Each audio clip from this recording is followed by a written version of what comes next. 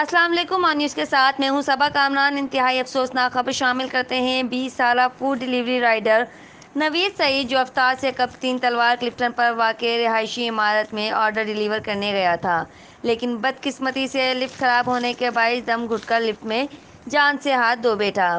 نوید کی باڈی کئی گھنٹے تک خراب لفٹ میں ہی پڑی رہی۔ نوید کے ساتھ رائڈرز نے رابطہ کرنے کی کوشش کی، لیکن رابطہ نہ ہو پایا۔ پھر لوکیشن ٹریس کروائی تو کلفٹن میں موجود عمارت کی لوکیشن آئی۔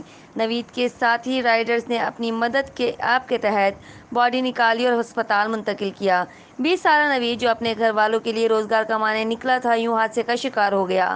غریب کا بچہ تھا، یوں بے رحم موت کا شکار ہو گیا۔ اس کی فیملی کس کرب و اذیت سے گزر رہی ہوگی کہ گھر کا بیٹا کمانے نکلا تھا اور واپس نہ لوٹا۔ پروردگار عالم نوید کی مغفرت فرمائے اور اہل خانہ کو صبر جمیل عطا فرمائے۔ رپورٹ کر رہے ہیں عدیل، آن نیوز، کراچی۔